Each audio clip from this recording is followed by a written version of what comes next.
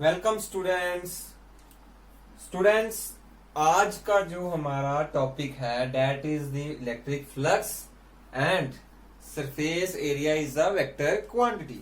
देखिए, आज हम जो टॉपिक पढ़ रहे हैं मैं सिंपल वे में आपको बताता हूँ कि आज हम क्यों पढ़ रहे हैं। क्योंकि हम ये टॉपिक इसलिए पढ़ रहे हैं क्योंकि इस चैप्टर में हमारे पास एक इंपॉर्टेंट थ्योरम आती है that is known as the gauss's theorem और गॉसियस लॉ बोलते हैं उसको, जिसकी कुछ एप्लीकेशंस हैं।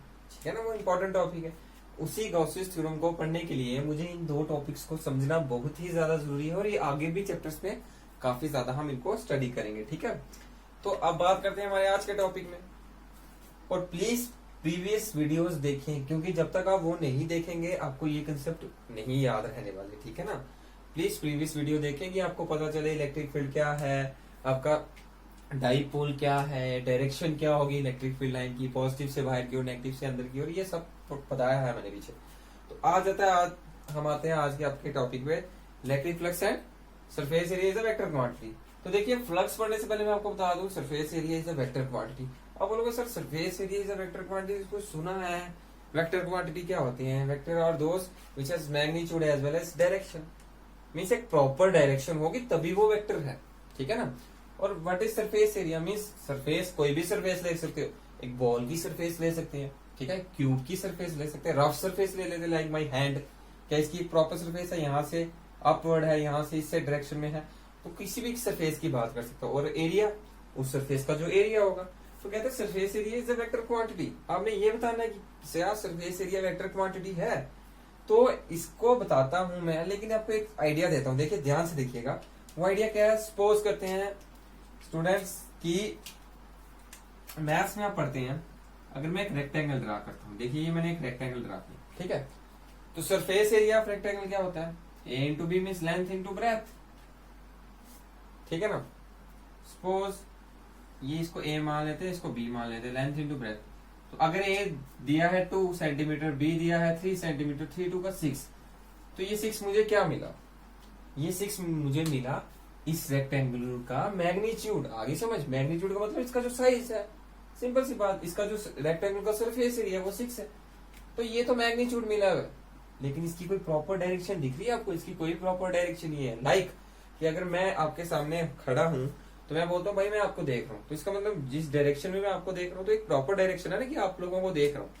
लेकिन अगर मैंने क्यूब रख लिया, एक रेक्टेंगल रखी अपने हैंड में, तो कहीं से भी देख सकते हो उसको, उसकी कोई प्रॉपर डायरेक्शन नहीं है, तो इसका मतलब वो स्केलर है। लेकिन इन फिजिक्स कहते हैं, फिजिसिस्ट ने क्या कहा कि हम कोई भी बॉडी हो उसके सरफेस एरिया तो हमेशा स्केलर रहेगा, मैग्नीट्यूड होगा उसके पास, बट उसकी डायरेक्शन नहीं होगी। लेकिन हम फिजिक्स में उसको कन्वर्ट कर सकते हैं, उसके मैग्नीट्यूड के साथ उसकी एक प्रॉपर डायरेक्शन दे दें कोई भी बॉडी की सरफेस को, चाहे बॉल हो, चाहे रेक्टेंगल हो, कोई रफ सरफेस हो, उस हर एक सरफेस के बाद मैग्नीट्यूड रहेगा। इसका मतलब स्केलर क्वांटिटी है, ठीक है।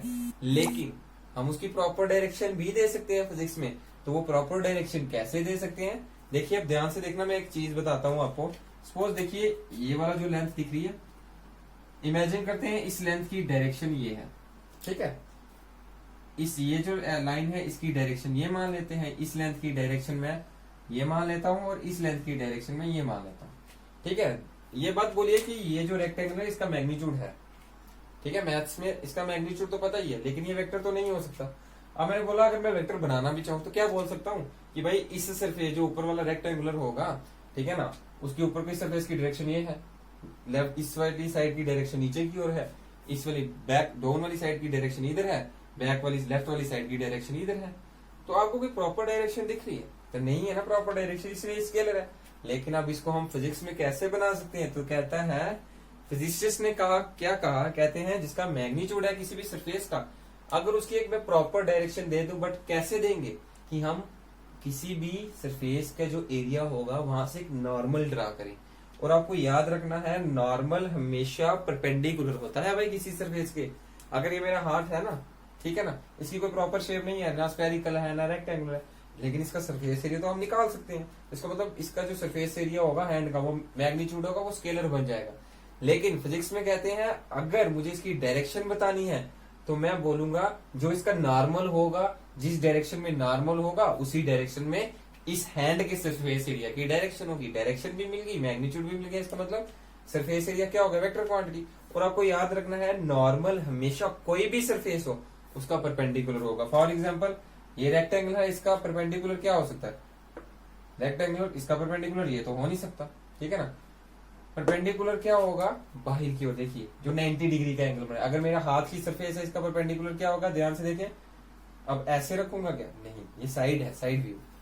इसकी सरफेस का एरिया की बात करो, मेरे हैंड की सरफेस का, इसका नॉर्मल क्या होगा, परपेंडिकुलर, जो 90 का एंगल बनाया। देखिए ध्यान से, ये ऐसे है, ये ऐसे, तो कितने का एंगल बन रहा है दोनों के बीच में, 90 डिग्री। और बेस्ट एग्जाम्पल देता हूं मैं आपको, देखिए कि फॉर एग्जाम्पल स्टूडेंट्स, ये मैंने एक ले लिया आपके लिए रेक्टेंगल, ठीक है। देखिए इसका ये ए है, ये बी है, मैग्नीट्यूड है इसका। अगर मुझे डायरेक्शन बतानी है फिजिक्स में तो बोलता है किसी भी रेक्टेंगल से आप एक उसकी सरफेस से एक नॉर्मल ड्रा कीजिए और नॉर्मल हमेशा परपेंडिकुलर होना चाहिए, और जिस डायरेक्शन में नॉर्मल होगा उसी डायरेक्शन में उस सरफेस एरिया की डायरेक्शन होगी। तो मैं अगर नॉर्मल ड्रा करता हूं तो नॉर्मल देखिए ये है ना इसकी सरफेस, इस रेक्टेंगल की सरफेस ये वाली है और बैक वाली है, देख रही है आपको, दो सरफेसेस दिख रही है, ये तो एजेस आ गए इसके, ठीक है ना। तो इस सरफेस में से 90 डिग्री कैसे बन सकता है, ऐसे बनेगा नहीं। दो चीजें अगर आपस में सामने हो तो 0 डिग्री का एंगल बनाती है, तो 90 होगा इस तरीके से। देखिए ये सरफेस है 90, ये ऐसे, ये वाई एक्सिस, ये प्लेन वाई एक्सिस पे है, तो 90 ऐसे ही बनेगा जो एक्स एक्सिस में परपेंडिकुलर निकलेगा। तो कहता है देखिए, अगर मैं टूथपिक से आपको बता सकता हूँ, अगर आपको अच्छा लग रहा है देखें, देखिए ये सरफेस एरिया और ये इसका नॉर्मल, नॉर्मल हमेशा किसी सरफेस के क्या होगा, परपेंडिकुलर। देखिए ये नॉर्मल और ये सरफेस, तो कितने का एंगल है, देखिए ये ऊपर की ओर और ये सरफेस, दोनों के बीच में 90 का एंगल। तो याद रखना है कि हम किसी भी सरफेस एरिया को वेक्टर बना सकते हैं, कैसे, किसी भी सरफेस एरिया के पास मैग्नीट्यूड होगा। अगर आप बॉल की बात करें, देखिए मैं आपको एग्जांपल देता हूं बॉल की। अगर आप ये, मैंने एक ये बॉल ले लिया, ठीक है, तो इस बॉल का सरफेस एरिया है ना, तो इसका मतलब इसका मैग्नीट्यूड है। लेकिन अगर मुझे इसकी डायरेक्शन बतानी है, फिजिक्स में तो बोलता है आपने कोई भी सरफेस हो उसका एक नॉर्मल ले लीजिए, तो नॉर्मल हमेशा सरफेस से क्या रहेगा, परपेंडिकुलर। तो फॉर एग्जांपल अगर देखें ये है बॉल, बॉल का नॉर्मल, अगर सिर्फ आपके सामने वाली फेस की बात करता हूँ, ठीक है ना, तो ये फेस कुछ इस तरीके से है, जैसे मेरा हाथ देखिए इस तरीके से है, ठीक है। तो इसका नॉर्मल अगर मैं ऐसे ले लूं, ये है सरफेस, इसका नॉर्मल, तो कितने का एंगल बन रहा है, देखिए ये सरफेस है, ये नॉर्मल है, देखिए कितने का एंगल है, ध्यान से देखिए 90 डिग्री का। फॉर एग्जाम्पल मैं आपको और अच्छे से बताऊं कि अगर ये बॉल का आउटर वाला सरफेस है, ठीक है, उसका सिर्फ ये वाला पोर्शन लेता हूं मैं, छोटा सा पार्ट ले लेता हूँ, ठीक है, स्मॉल एरिया ले लिया। टोटल सरफेस कितनी है इसकी, एस, और इस बॉल का मैंने ऊपर ये पूरे की बात की तो टोटल सरफेस एरिया एस है, तो इसका मैंने ये सिर्फ छोटा सा पार्ट ले लिया, ध्यान से देखिए सिर्फ छोटा सा पार्ट, ठीक है, ये छोटा सा पोर्शन ले लिया। अब अंदर से हालो है, ये भी अंदर से हालो है, तो अब मैं इसको ऐसे तो बताऊंगा नहीं, तो मैंने इस जो स्फेरिकल बॉडी है उसका एक छोटा सा सरफेस एरिया ले लिया। टोटल सरफेस कितनी थी, एस से डिनोट किया, स्मॉल एरिया जो लिया उसको मैंने डी एस से डिनोट कर दिया। डी एस का मतलब क्या होगा, ध्यान से देखिए, डी एस का मतलब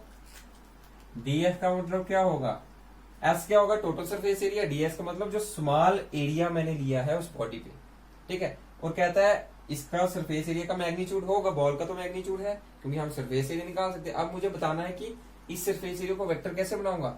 मुझे जो भी एरिया एलिमेंट लिया है मैंने इसका, जब पूरी सरफेस की बात करें, वहां से एक नॉर्मल ड्रा करो, तो इस पॉइंट, इस सरफेस जो छोटा सा पार्ट लिया इसका नॉर्मल क्या होगा, इसका परपेंडिकुलर, और वो परपेंडिकुलर देखिए बाहर की ओर आएगा, इसका मतलब एक नॉर्मल ड्रा करना है मुझे, ठीक है। नॉर्मल मैंने ड्रा किया और नॉर्मल देखिए कितने का एंगल बना रहा है, 90 डिग्री का। इसका मतलब अब किसी भी सरफेस एरिया, किसी भी बॉडी के सरफेस एरिया जो स्केलर फॉर्म में हो तो उसको आप वेक्टर बना सकते हैं, बट कैसे, आप ऐसे बना सकते हैं कि आप उस सरफेस एरिया से एक नॉर्मल ड्रा कीजिए, जिस डायरेक्शन में नॉर्मल, देखिए कौन सी डायरेक्शन में, बाहर की ओर है ना, नॉर्मल को मैं एन से डिनोट किया, ठीक है ना।